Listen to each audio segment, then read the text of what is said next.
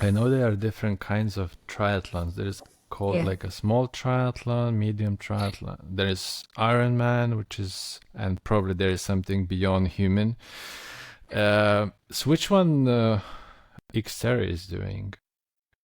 So XTERRA is our cross-country triathlon, and Hmm. that's different in distances from any road triathlon.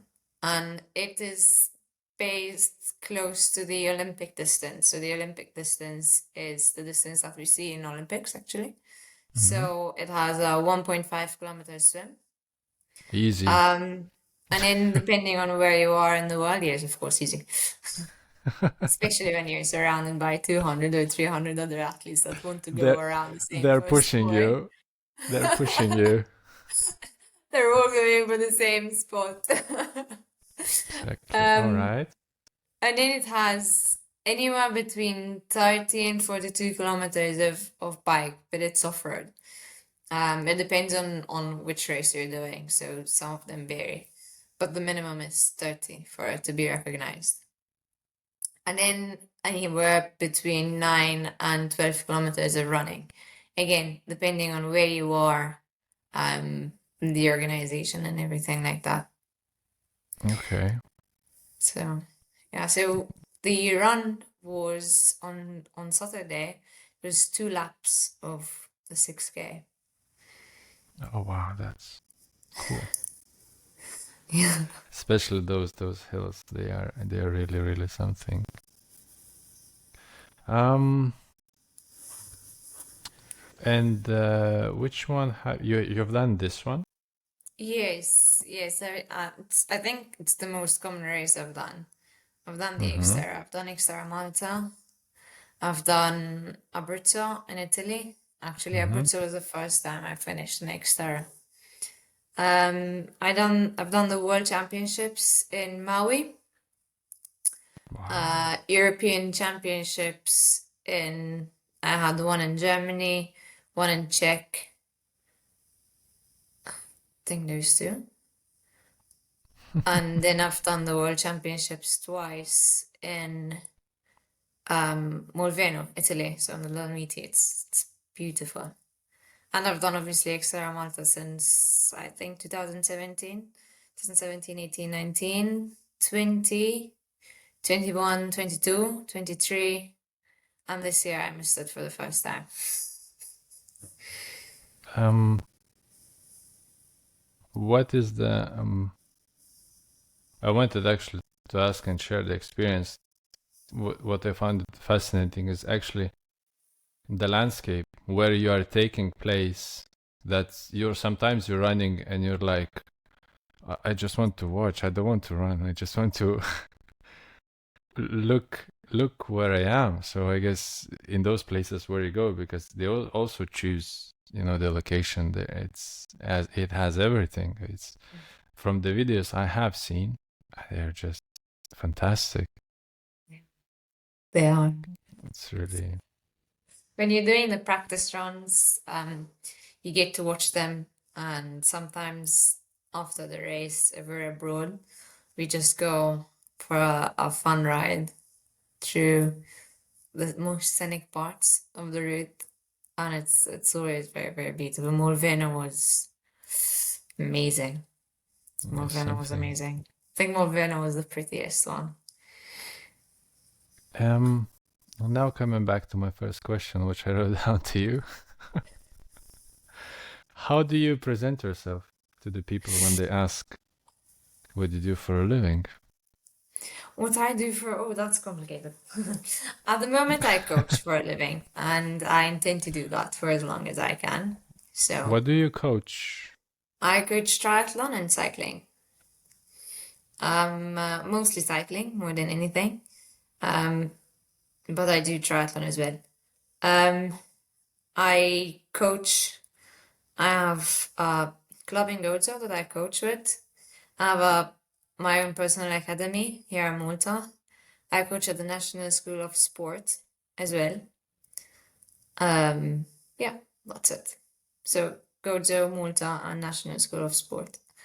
And studying. I'm doing a PhD in sports coaching. So I'm very busy, apart from training. Okay. Yeah, I spent about 8 years in engineering. I graduated as an engineer in 2014, so I spent about 8 years there doing engineering and project management. And then in 2021, I believe, I decided to take up a master's degree in sports coaching, and I wanted to see where that would get me. And I Mhm. started coaching, and it was fun, and I kept on doing it now. So it keeps Well, me you really busy. vibrated. It's so nice to when you talk about it, you smile and you. I for me, it's such a pleasure to talk with people who love what they do, and Yes, you are. I can tell you really love what you do. It's I it's do, really and it amazing. you have to be very passionate about coaching to do it, because ultimately there are going to be days when you're feeling unwell, you're feeling drained, maybe you're going through some negative times, and you can't let that show, because as soon as you show that to the athletes, they're going to absorb that vibe and they're going to start carrying that themselves, and it will show through the session, through the training. So you have to be really happy and show a positive side. You have to come to every session with a positive attitude. So if you're not passionate, if you don't look forward to it, you won't be able to do that for 7 days a week. I coach 7 days a week, so Wow. no break. Iron So if Woman. never done an Ironman. But yeah, if you're not passionate, you can't do it. You can't do it, and definitely not gonna get rich from it. There's a lot of volunteer work involved, a lot of, if you're really passionate about it, a lot of expensive certification, a lot of courses. I mean, just having the basics is expensive. Yeah, it takes a lot. And personally, I'm a very, very passionate person. So I have my passions and I'm very strong about those passions. So when I was in engineering and at the time, I just couldn't find my passion in there, it left me feeling very negative for days and weeks, caused me a lot of anxiety. So when I found my passion in coaching, I had to go with it, even if it was much harder work. But it was fun work. It was good work. Made you feel good. Yeah. As you say, that's very very important. I completely agree with you. Um, how did the relationship with triathlon begin? Was it before coaching or after coaching or in between or Not I started doing triathlon back in 2013, end of 2013. So I did one of the last races of 2013 of the season. I did it without training. My sister used to do triathlon. I used to do karate. My sister okay, used to, wow.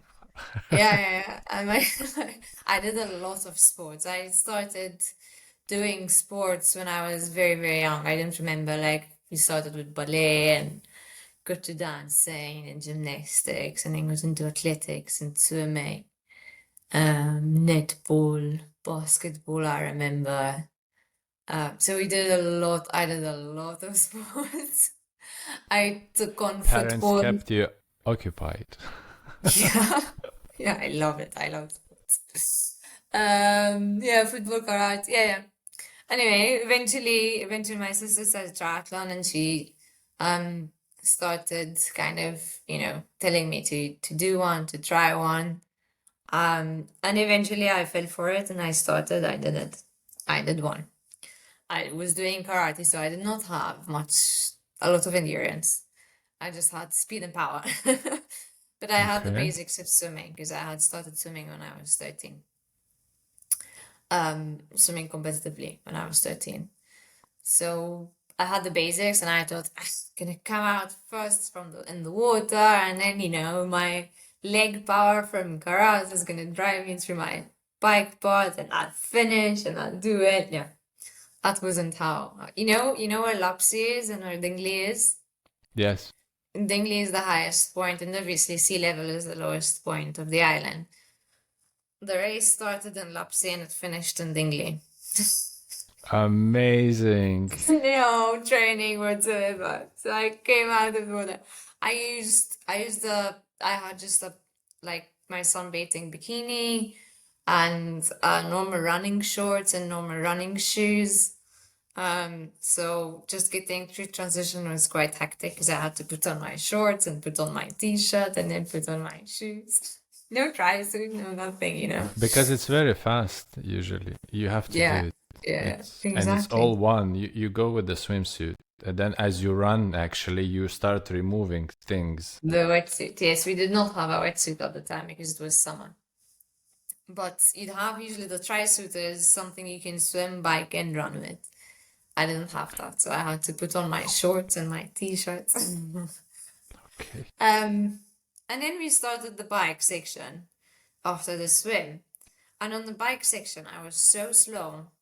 I had the ambulance of the race behind me, and it was making sure that they're not leaving anyone behind. They wanted to leave, they needed to leave. I was keeping them behind, so they were like staying behind me so that as soon as I get to the top, they can, just leave. And they were honking the horn and kind of, cheering me on as I Cheering. was trying to get up the hill. And I had never rode or drove up that hill. So I didn't know when it starts and when it ends, basically. I remember Oh, my that's a quads. challenge for your mind. I didn't know I the remember end. my legs burning. They were burning so bad. And I'm like, it has to end at some point. I'm sure it's gonna end soon. And I kept saying, like, it's gonna end soon. It has to end soon. It can't be much longer.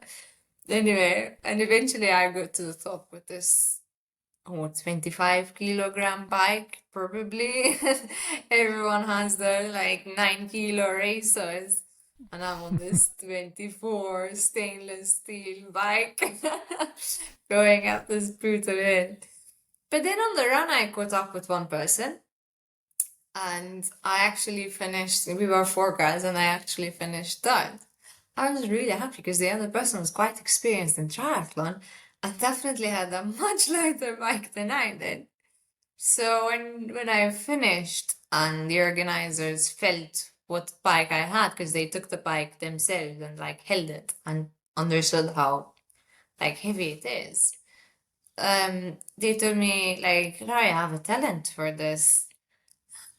I'm like, no, I was dying. That's not talent. I just thought the hill was gonna finish sooner. And they kept pestering me to start triathlon. And for the first few weeks, I thought, no, no, no, I'm doing karate. I'm gonna stick to karate. Then eventually, they lured me in with a few mountain bike races that I really enjoyed in Gudia. And I stuck to it. And eventually I stopped doing karate and started doing triathlon. And 10 years later, we're here. It's so interesting because I did the karate as well for a long time. Since I was a kid, I was everywhere in sports. When you it's so interesting. When you talk, a kind of, you're echoing myself. It's so, never happened. Like a person like, I did that. And I'm like, I did that as well. You know? I Yeah. started, tennis, and then Have karate fun. was quite long. Yes, And yeah. then was football, basketball, dance, everything. I used to go. I was really actually curious. Yeah. But when I look at now, I didn't have the character back then. I didn't. I think now I have much better character than I had when I was a teenager. It What was do you so mean interesting. by yeah? What do you mean Um, by character? Character. I got scared away sometimes. You know, at Okay. karate, if the opponent was really, really like aggressive, and inside of me, I really got scared.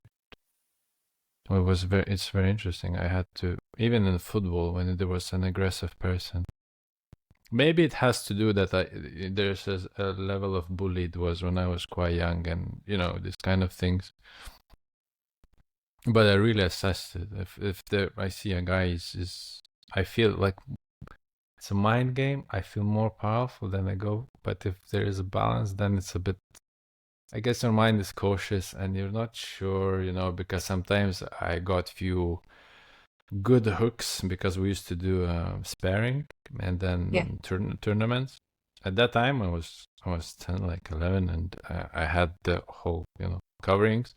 But still, I got one here. It was quite interesting, and then I think one with the leg here. I missed the block. But then observed the older ones, the 18 years old, 20 years old, and they were something. One guy went straight with 1, 2, 3 here. So the guy lost. At that time, they didn't have the, you know The how you mouth call it? guard. The Yeah, mouth guard, yeah. no mouth guards. It was fun. So yeah, when you talk about sports, it's and then after that, running came. It's just, but nobody said that I have talent, so I just ran.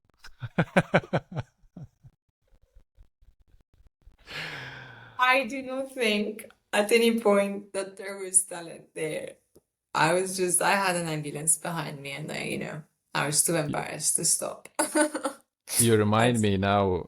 Actually, this triathlon I saw, I don't know who was it, but there was a person, and behind that person was an ambulance,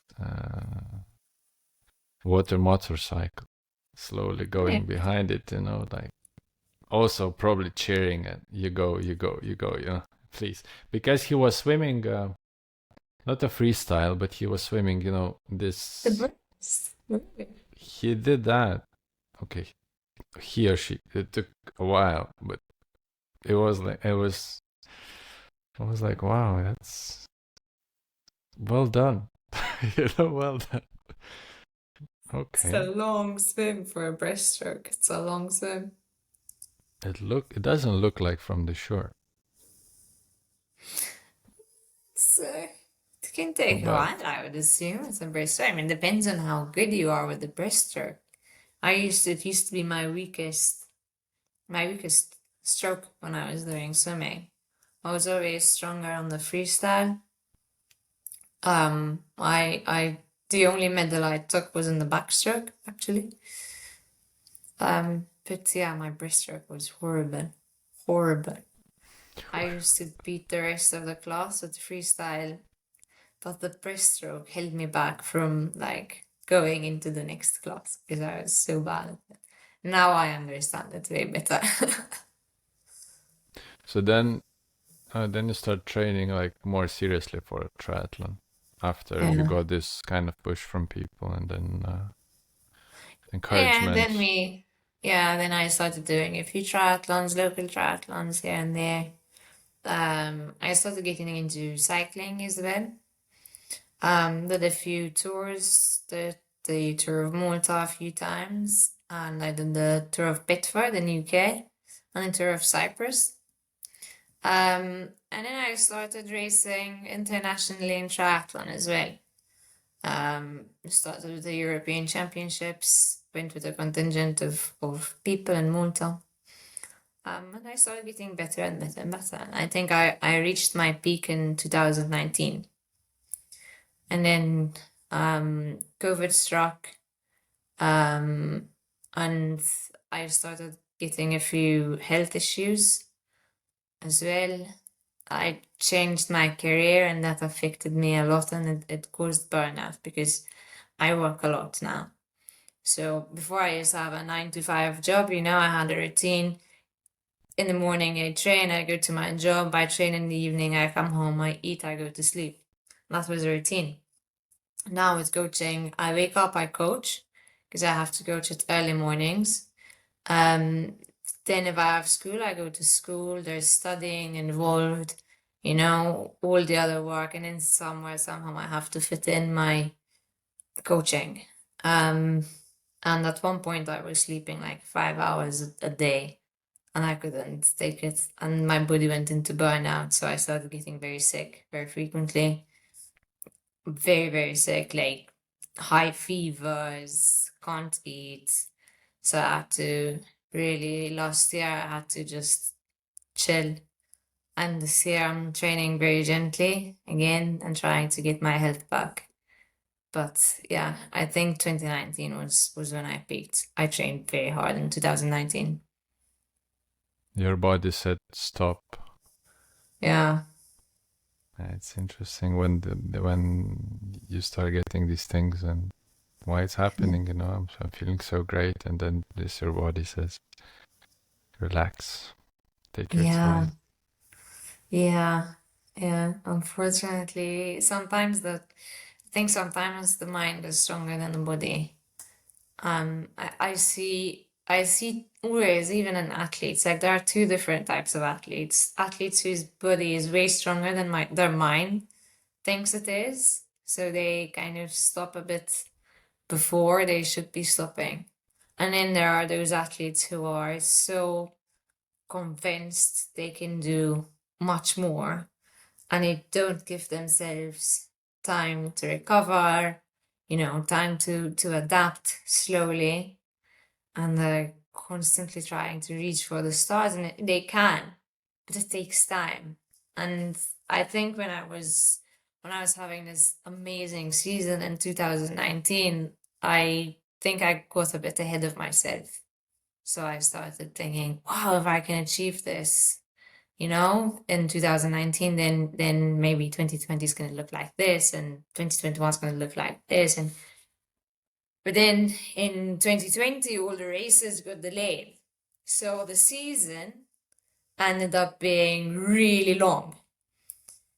So we didn't get into off season before, I think, November, because we started racing again in September.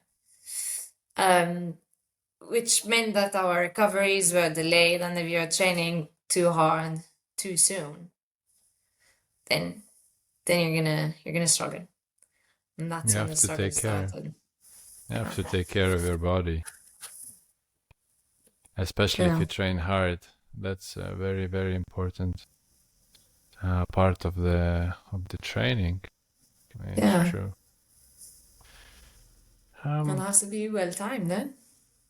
Because you can't time recovery just before a race. But it's for me, it's science. I mean, before I just let's do a running race. Yeah, let's do it. I registered, run here and there. Yeah, let's go. But now I try to look at, okay, running. There is training. There is I'll call it dynamic and static stretching. So dynamic before, static after. It takes time. There is also nutrition. And there's so many aspects that you have to take into consideration. And which part of these two athletes you mentioned, that the body is stronger than the mind and the mind is stronger than the body? Which athlete you feel you are? Which second or first or second? Your mind I is think stronger or your body is stronger? I think when it comes to training, um, before this year, I think my mind was stronger than the body, to the extent that I've driven myself into stress fractures. I've driven myself into, burnout. So definitely my mind was stronger than my body. I trained in anything, I trained in anywhere. Trained in hail, I swam in hail. I rode my bike in hail in the dark in the middle of winter. So my mind was stronger than my body. But then in races, when pressure starts mounting on, then I start getting doubts. And then I'm sure that during a race, my body is stronger than my mind. It carries you. It's the pressure, Nice. it's the stress. It's looking around and seeing the competition and But it's also a comparing plus. myself. It's also a plus because usually in competition you do better than in training. Of that Ye- extra push of people around you. That's also give like it's a psychology. It works. It depends. It depends. If I was training on my own and I needed to go hard, I went hard. Mm-hmm. But if I'm racing and I know there's an athlete that I've never bet, that I'm always coming after, then my mind tells me I'm never going to beat that person. So I end up going slower. I start struggling to monitor my exertion, to understand my exertion, because I start seeing the other athlete and it's like a fear of winning, which is a reality, which actually happens, the fear of winning. That you can Um, actually do it.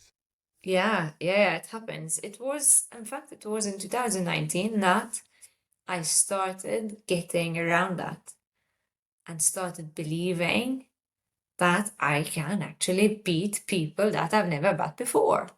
And I did.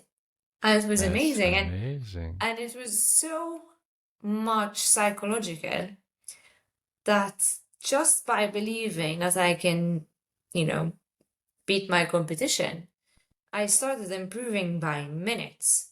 And when you talk about minutes in triathlon, that's a lot. We're talking about, I think, 10 minutes in an Olympic triathlon. That's massive. That's massive. It's all in the mind. It's all in the mail. Of course, the training had its effect, but the It's all mind in the had mind. that was playing a role as well. Eh? Imagine, I always have this comparison with top athletes. I don't know, football players, basketball players, triathletes as well, like Ironman, top elite, top, let's say, top 50 of the world. Their bodies are top level. I mean, a small detail tuned, ready. But then when you look at all those top players, there is top, and there is like this, there is a small number which goes up. And we think they go up because of their mindset. It's just, it's my perception. But all those ultra runners who do 120K in the desert in the summer. I mean, and they do it fast, Yeah. and they're top. So, like, top 10, what's the difference? Okay, maybe he slept better that day. There are, of course, but at the end, as you say, it's the mind. It's really like It's everything, and it's not just about the mind being a powerhouse, and it can energize you. There's confidence, and with confidence, we're not just talking about I'm confident that I'm gonna reach a goal, but there's also confidence in being different. I see this a lot in kids, for example, when I coach kids.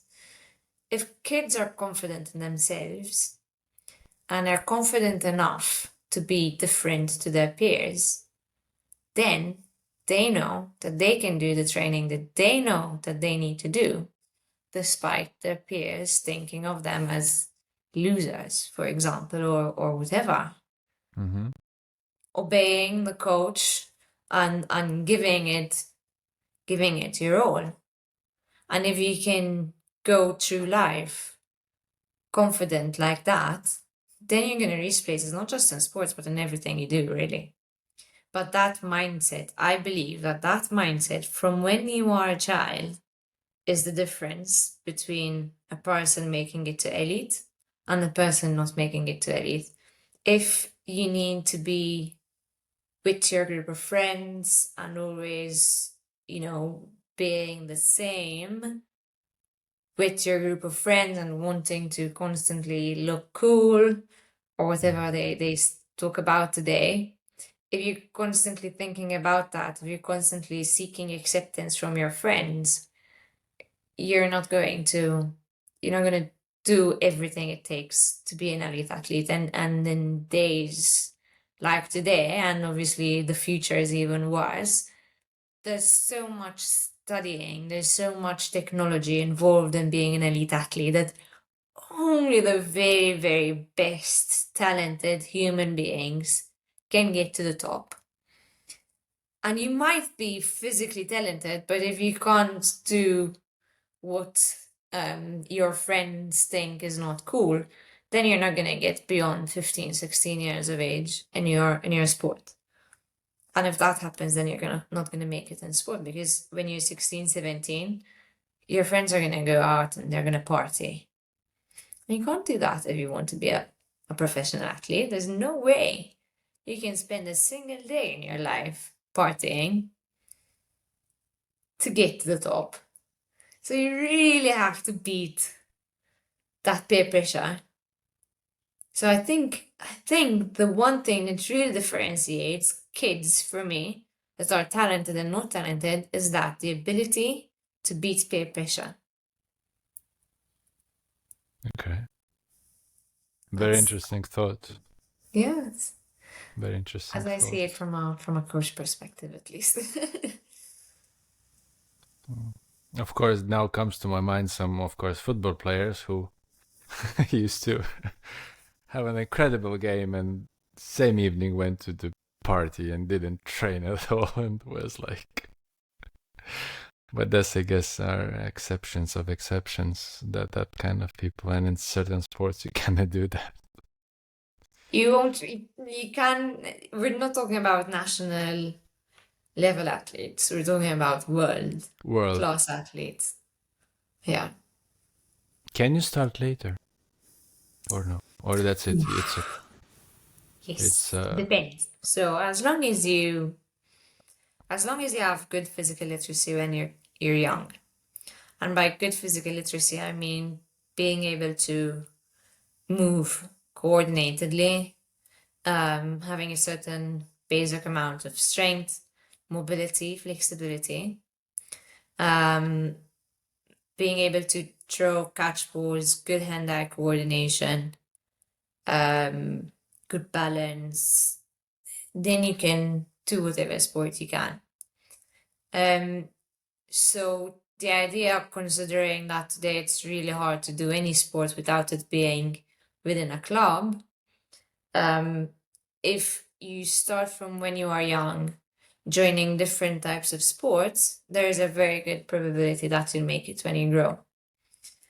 That you'll at least reach your peak when you grow older, which is in most sports between 20 to 30 years old. So you reach your peak between 20 to 30 years old.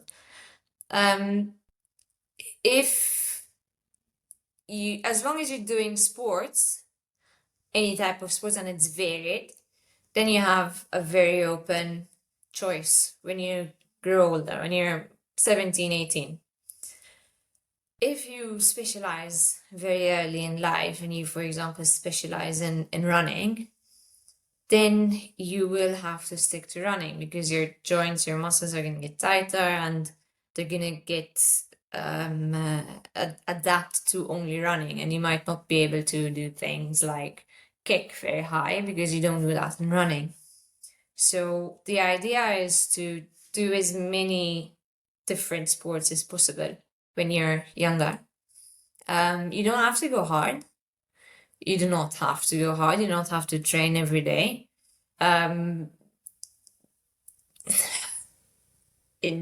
The ideal would be about 5 days a week, not more than 1 hour a day. So as you can see, it's not a lot. It's not a lot for children. So if you do Saturdays, for example, and then you have, Monday to Thursday, Friday off, and then Saturday, and then Sunday off. It's not a lot. That's the basic. That's all you need. Unfortunately, today we see a lot of parents pushing kids into specialized sport. So they do only one type of sport, be it football, be it gymnastics or whatever. And then the children end up growing bored of that sport because that's all they've seen. And then it's very difficult for these kids to do anything different because they don't have the coordination, they don't have the mobility, they don't have whatever strength, power they need to change into any other sport. And even if you start, for example, if you think that your kid is talented in one area because of his physical shape, and you're talking about his physical shape before they went through their growth spurt, things change after growth spurts. So that is another reason why you shouldn't specialize when you are young. But you do have to start sports when you are young. Definitely start sports when you are young for a good chance to grow into sport. If you start very late, you'd see a lot of coordination issues, a lot of balance issues, muscular imbalances, hip flexor issues because of constant sitting down and sedentary lifestyles, and the difficulty in building muscle.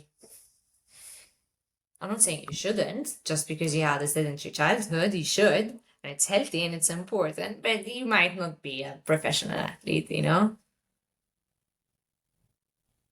It's true. And we sit now more and more. Yeah. Nowadays, we sit more and more. I just took my son to a climbing lesson recently. He's 3. So, so I want to, introduce him probably as I was introduced to many sports Yeah. as possible. Because each sport as well teach you many aspects about yourself, about, well, let's say football, basketball is taught me a lot about teamwork, that you can be super good, but if you have a bad team, you're not gonna fly. Yeah. It's a teamwork. You have to teamwork and how to encourage each other. And then you have other kind of sports like climbing or running or tennis. It's individual, or triathlon, individual sports.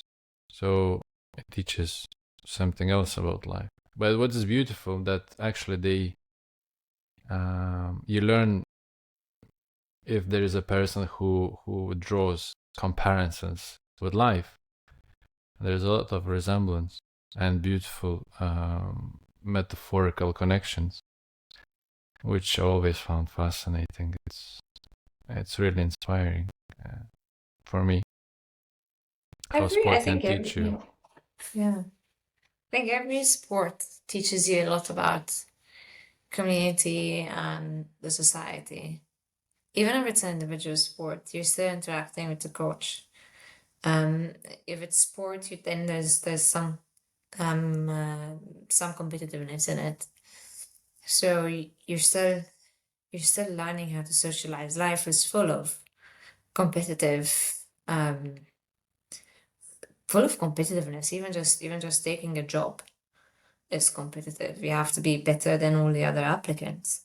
So I think sport is a very important means of learning how to act within a society, learning how to win and learning how to lose, learning Which how is not to take easy. in failures and failures that happen because of things you can't control, for example, how to take them in and not lose it. It's not easy, especially if a team loses because of you. Yeah, That's something to sleep on for a number of days, but then let go. You know, sport, at the end of the day, sport is sport. You just let go. yeah, I mean, if at one point the team loses because of you, maybe you had a penalty and you didn't score that penalty, so the team lost because of you. The next time that the team loses because of another teammate, how will you react? Knowing you've been in his position. The next time something bad happens to you because of another person, how do you react? So it Because you teaches you have a the lot about life. experiences. You have the experience. So you're basically into another person's shoes. Exactly. It's very powerful. What it takes to be a triathlete? A lot of training. Well, What is obviously, a lot?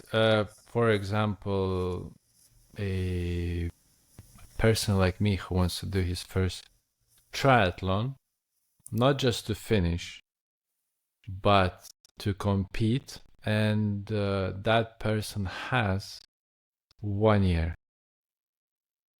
It depends on where you're starting, really. It really depends on the person a lot.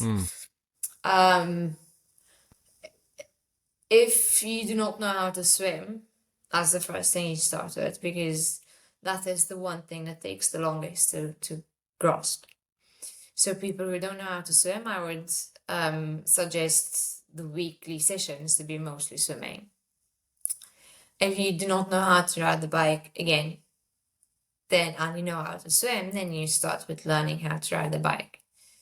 Again, it depends. When you say I don't know how to swim, is it to the extent that you've never put your face in the water, you don't know how to breathe out, how to let go of air when your face is in the water? So that's starting from a very, very, very beginning. Or is it just that you know how to plod in the water but don't really know how to do a proper freestyle? So is it just about catching the breathing rhythm? Is it about tweaking the technique a bit? Or is it starting to learn from the beginning? So it really depends on where you're starting from. Cycling is it. So maybe you tell me, okay, I know how to bike, I've been cycling a bit, but I don't have the endurance. Then you start building it up slowly. You might need to learn how to corner, how to, be in a good position on the bike so that you don't injure your back or your knees and your ankles. Yeah, it depends on where you start. But if you know how to bike, and if you know how to swim, and you know how to run, and you have a basic amount of fitness, maybe you can run 5 kilometers already, you can bike about 10 kilometers, and you can swim a couple of hundreds meters, then obviously it's a very, very different story. So yeah, so I have a few athletes that started from the beginning. Yeah, it depends. One of the athletes was a novice swimmer, so she couldn't do much swimming. She could cover about 25 meters, so biggest focus was on swimming in the beginning. And then obviously it depends on what your life can withstand in terms of training time, in terms of commitments, I always say that with kind of consistent training, you'll get there always. Whatever you do with consistent training, you'll get there. But if you try to overdo it, if you try to overreach with the amount of commitment that you have to put to the side to do this training, then you're not going to be consistent. So if you need to reduce the amount of family time to put in the training, then that's not going to work, because eventually family time is going to catch up. We have to reduce the amount of work time. We have to reduce the amount of social life. It's going to catch up.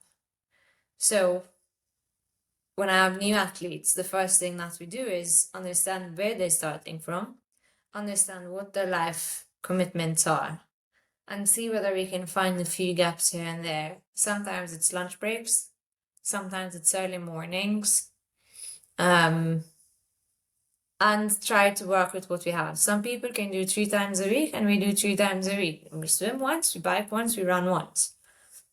Some people can do 5, and some people can do 10 times a week. And we have to work with whatever we have. The most important thing is that we do not inflict too much damage to our daily schedules, to what we love, to what we enjoy the most, because we're doing it to enjoy it after all. Unless, of course, you're starting it at an early age, at a good age, and you want to reach professional level, then that's a completely different story. Then if your priority is triathlon, that is completely different. Okay, sounds interesting. Coaching How is often? interesting. How often do you train? How often do you used to train, let's say, before 2019 season?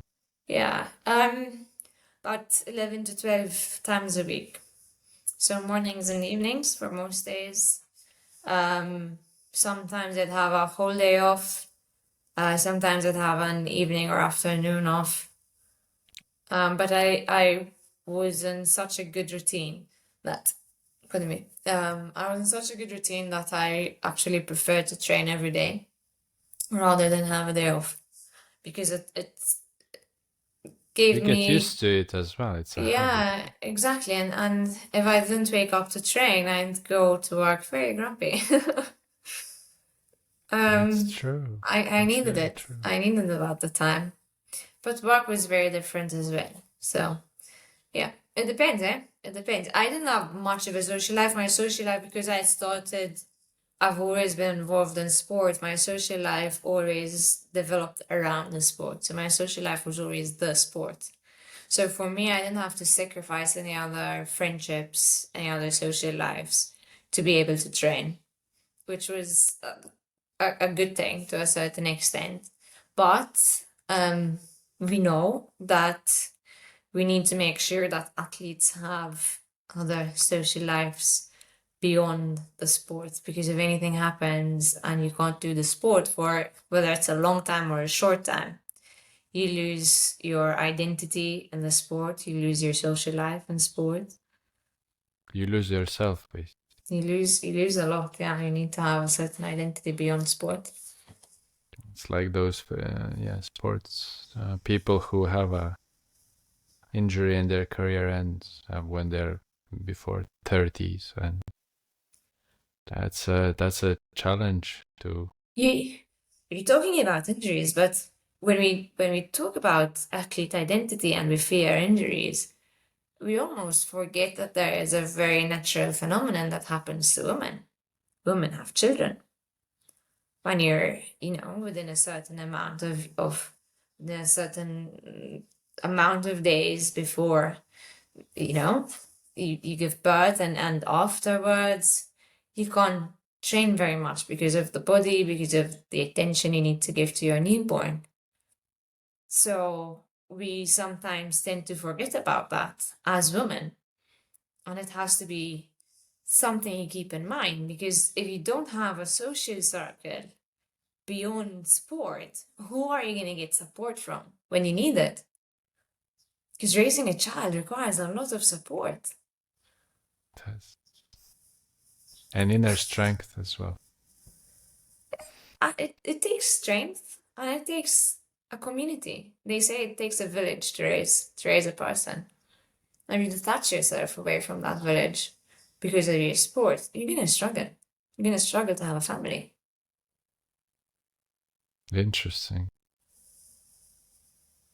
That's interesting.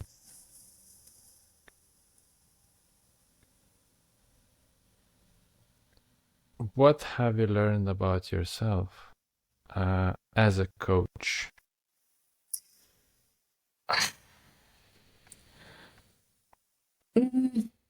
As a coach, What I coaching have, have taught you about yourself? yeah, it's definitely taught me a lot. I actually have learned a lot of skills by teaching the skills. So that's one thing. I've learned how to do a proper breaststroke by teaching the breaststroke.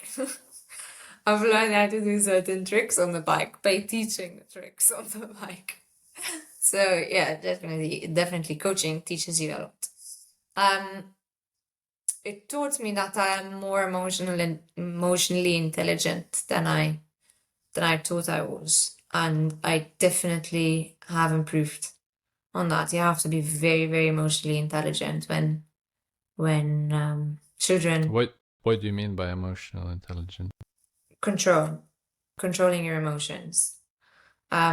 People push buttons, and when you have a certain authority over people, they're gonna really try to push your buttons. Especially And children. especially children. And it's not just that. It's not just that they're gonna try to push your buttons, but there are going to be the days when you're scared of doing something and you don't want to show that you're scared of doing something. You're stressed about something and you can't let that take over. So you have to put a really controlled demeanor and not let any of your actual emotions take over your actions. So your actions have to be purely what is needed, and that takes a lot of emotional intelligence.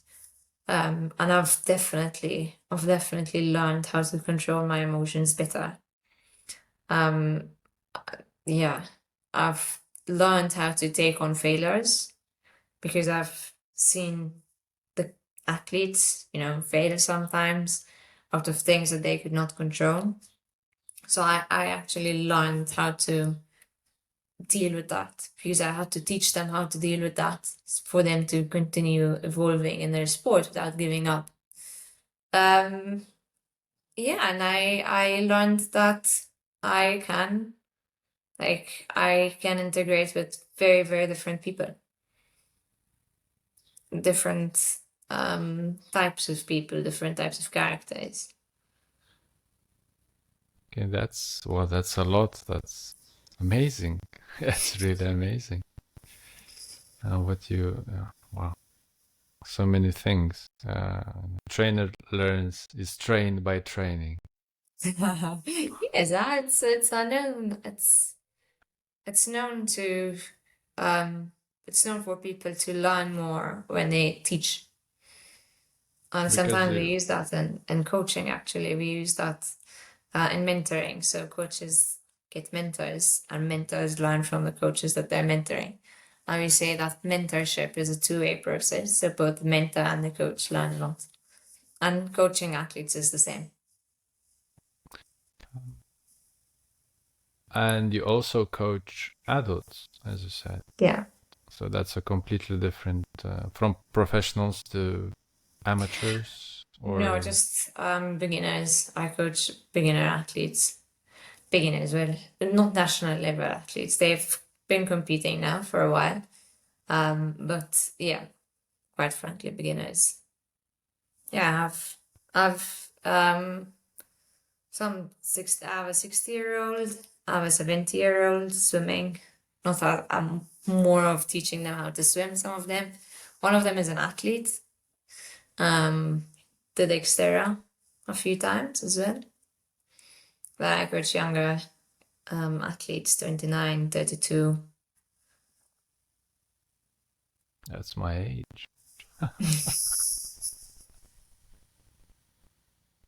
Everything is possible.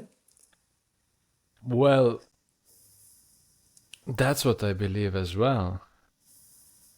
For some reason or the other, there are examples. Okay, not a lot, but there are examples when people.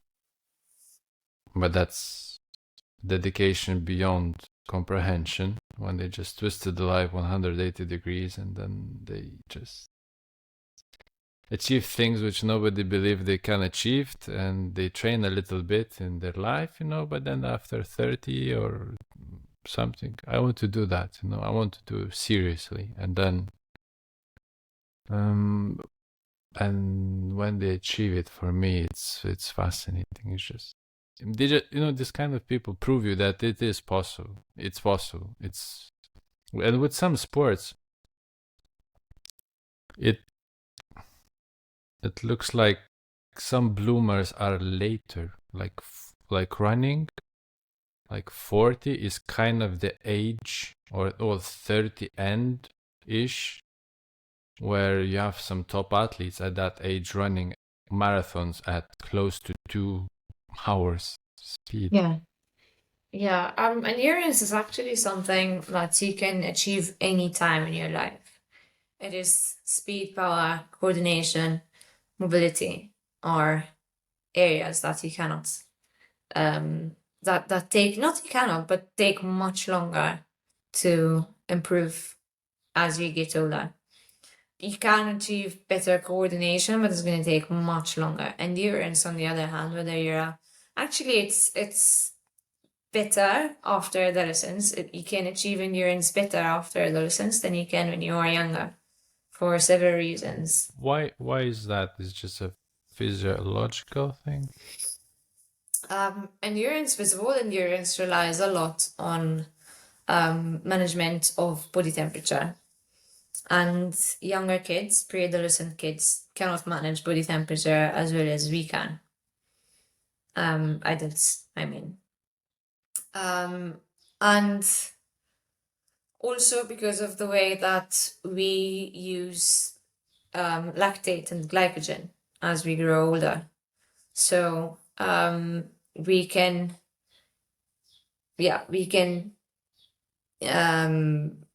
evolve in our endurance better. The systems that we use when we are younger are a bit different. So we can use when we are younger, we use fat better than glycogen.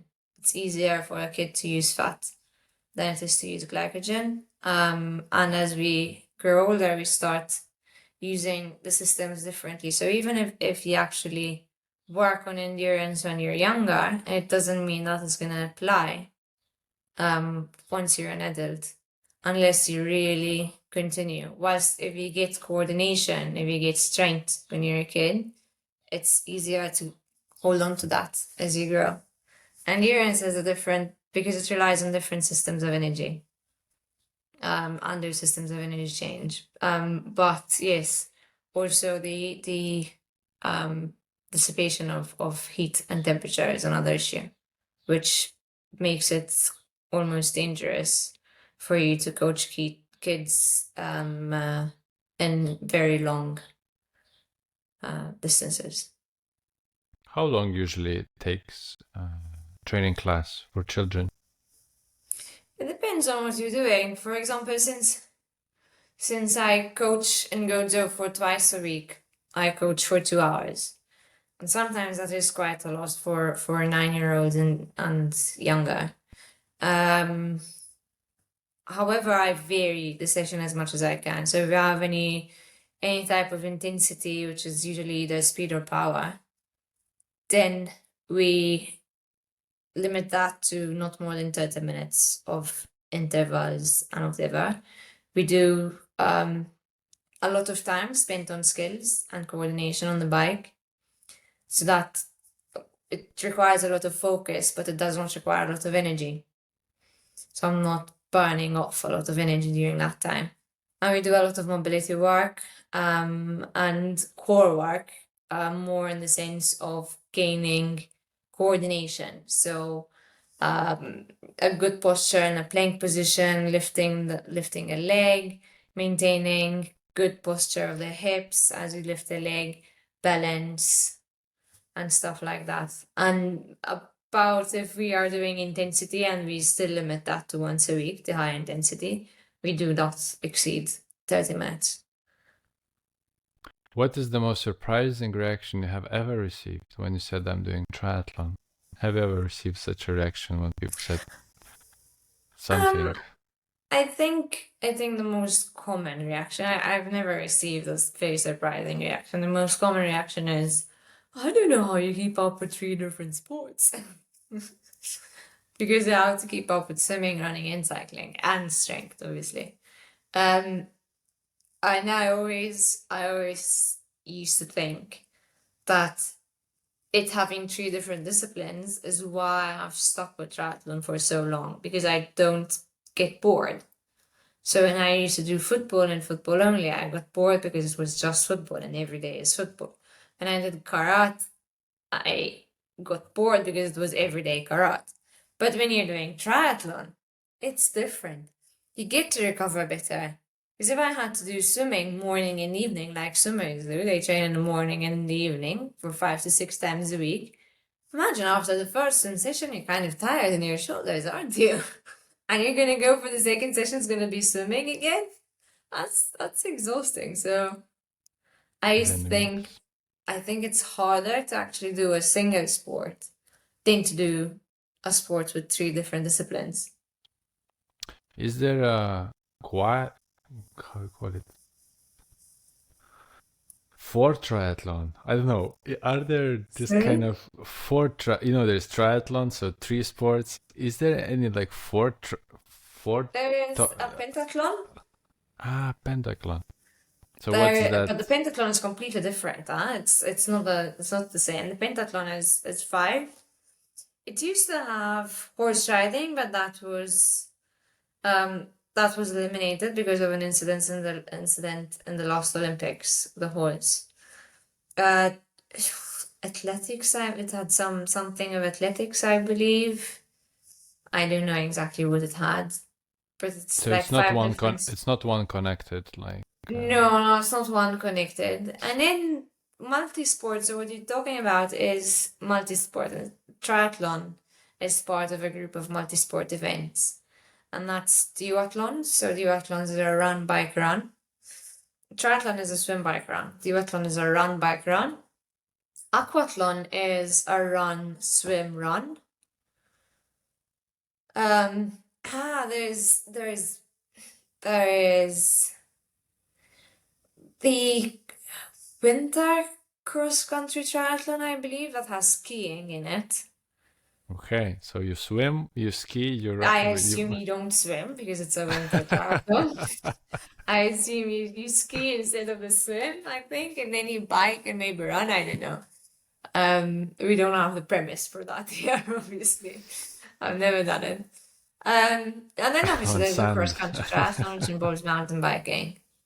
There's biathlon, although it does not make part of the multisport. The biathlon is more of the ski and shooting. I have seen Red Bull. There is a race of Red Bull done in the mountains, and they swim in the water. Whereas like they have to do. I think the lap is maybe 100 meters, 150 meters, but the water is like maybe 3 degrees, and they do it. Oh, it's just. But Red Bull is another dimension. It's Yeah. it's not for everyone. There's another one when they do with the surfboard during the storm. So it's, I mean, it's, and And then there's Super League, and they do like run, swim, run. Swim, bike, run, and then you go again into the swim, bike, run. For example, you'd have 3 laps of that. So swim, bike, run, swim, bike, run, swim, bike, run without stopping. And that's really interesting. That we had that happening here in Burgo once or twice, I think, 2 years. I think it ran for 2 years. It's a whole league, and only professional athletes are invited to take part in that league. Then there are races with relays. So you'd have 3 or 4 athletes, and they each do a swim, bike, run. Or you can have a relay where one does a swim, one does the bike, and one does the run. it's like a team. It's multisport. So triathlon is part of multisport. Do you see yourself doing Iron Woman? Can you give me 1 second? Sure. No, Ironman, no. Why not? I do not see myself doing an Ironman yet. I've never done a road marathon or half marathon before. I'm not particularly fond of road racing. And as I grow older, I realize how much I really am not fond of road racing. Ironmans and half Ironmans are road races. So I do Are there any same as Ironman but on trails? Yeah, XTERRA has started it, I think either last year or 2 years ago, I'm not sure. They started doing kind of like a half Ironman distance, but with a gravel bike. I believe they did one in Sardinia, and I think they did one in the Netherlands as well.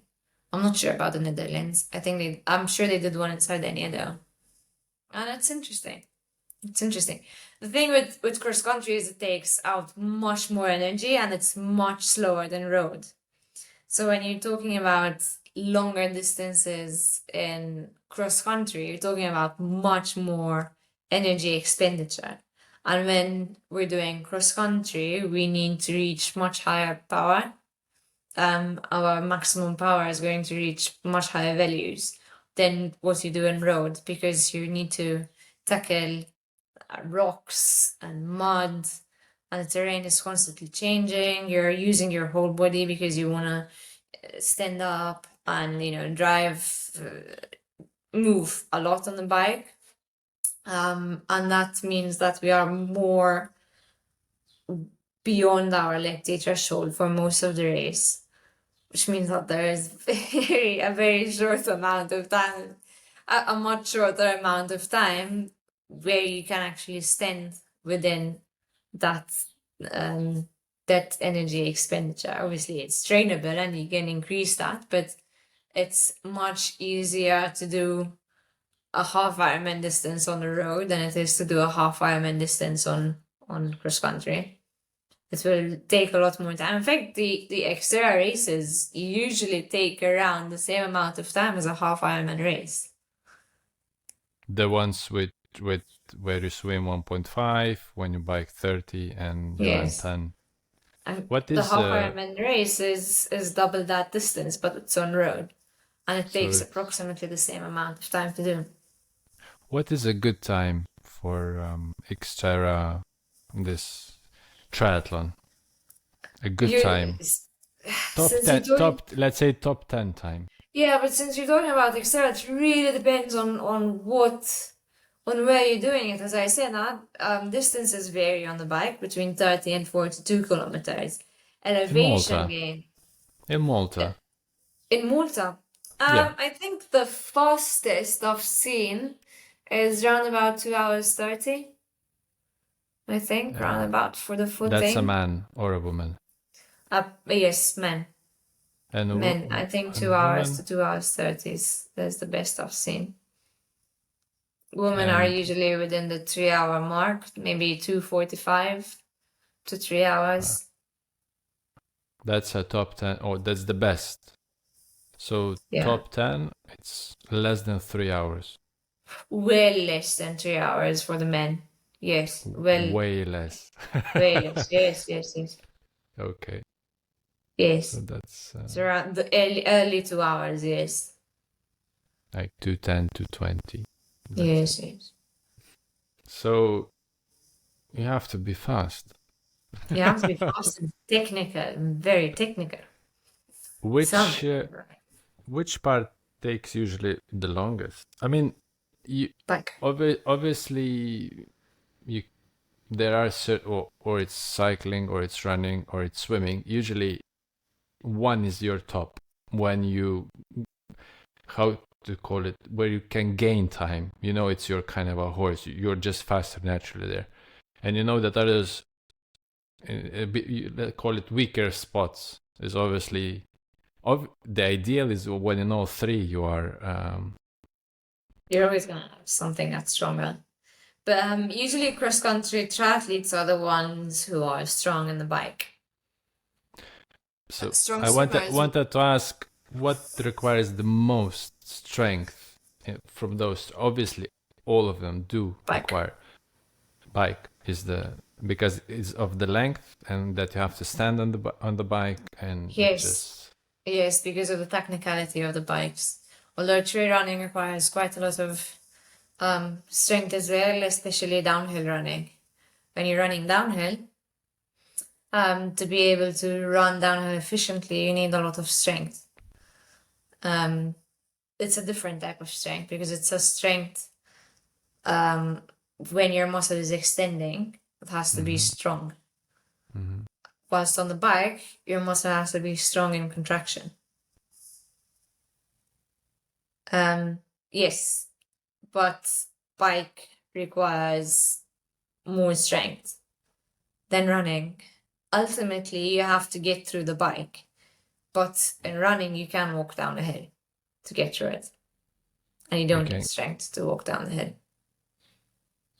When you Bike is going to cost you a lot if you're not strong because it's much longer. how does it work when all those triathletes jump into the water? Definitely someone kicks each other in the face, or it doesn't. We have specific training sessions for that. How does it work there? Sessions. Where do you have to? Where is the ideal part? You have to go in the middle. You have to go on the side. You just go. Of course, you're the first one. Beginners, I usually tell them to go to the side. The side is the safest, but it's the slowest. Why? Side is the Because of the safest. traction. or because Yeah, of because you the... have to move a longer distance to get into the buoy. If you start from behind the buoy, there's a much shorter distance. And if you're in the center, you're better positioned to get to that distance than if you're on the side. If you're on the side, you have to overtake all the others, but it's safer. If you're in the middle, you have to be strong and you have to know how to take the pressure of being pushed, pulled, and punched.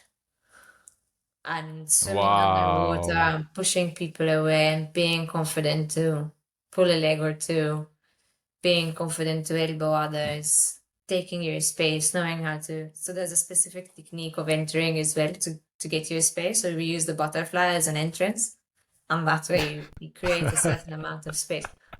It's tactical, eh? It's tactical. So it's a proper fight there Yeah, it's a at the fight. beginning, and then it usually, well, the fastest go fast, slower, and then you kind of, there's a, Yeah. and then the bike is, yeah, but then it stretches usually along. So the first ones, and then the bike is a bit more, you have more space, and the running is, how do you use any, I don't know, not supplements, but kind of, those small bars or something Yeah. during the race to Yes, keep your yes. energy flow? And that's usually done during the transition, or while you are biking or running, or there is specific things when you do that. And Yes. So once you start the race, you're probably using your glycogen energy system. If you're not going super slow or if you're not super relaxed, then you're definitely using a lot of glycogen. And that glycogen, if you have full glycogen stores, so if you have been eating well the previous days and your glycogen stores are full, so your body is rested and everything, you're probably on average, not everyone is the same, the glycogen stores of everyone differ and the amount of glycogen they can store. You roughly have about an hour to go through that stored energy. Once you're through that, your systems will start slowing down, because then you start relying on fat, and fat is a much slower system. And becomes much harder to do the race. So you have to make sure that after the first hour, you're starting to take in sugars. And we do that from gels. You can take in transitions, you can take during the bike, and it really depends on how well you are adjusted to taking in those sugars. So some people just put the sugars in their water bottle and they drink them like that. Some people take gels. Some people prefer things that they can chew on. I personally don't like to chew whilst I'm biking, because it would impact my ability to breathe. Because you can't chew and breathe at the same time. And then you can continue taking on during the run. And usually once you take sugars, you should maintain that intake to at least taking in every about 40 minutes, depending on what sugars you're taking. So even if you take a lot of sugar at one go, the body can only utilize a certain amount as you go along. So you're still, even if you take a lot of sugars, you're still going to need more sugars after 40 minutes. Some people play around, and some gels play around with the different types of sugars. So they put different types of sugars, which then impact the rate of absorption and rate of utilization of those sugars. You can play around with it, but usually it's about every 40 minutes at max. You have to take so it's another gel, twice another.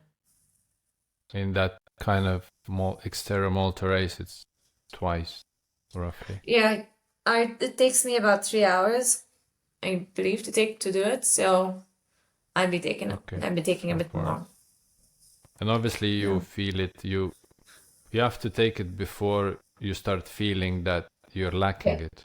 That's Yeah. the most important. You have to play with because if you start feeling, then it's too late, basically. It will take Yeah. more time for you It's to...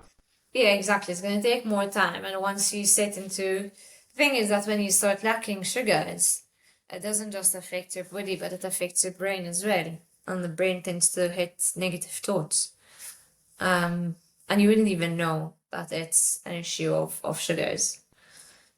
So once you start feeling negative, there's less of a chance that you're actually going to look into taking nutrition, because you're looking at a negative, looking at the race in a negative way rather than in a problem solving way, which is a more positive way. So you don't want to hit those negative thoughts. You want to make sure that you're in control of your mind, and you need sugars to be in control of your mind. That's so interesting. Because now sugar is number one enemy of the world.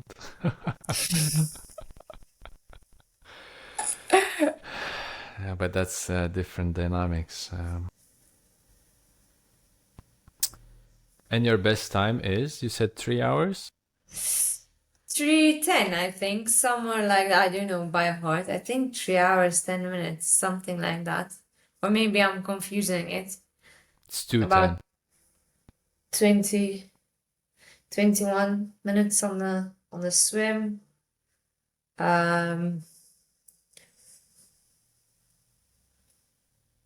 Yeah, I think around 3 hour mark. I would have to look that up.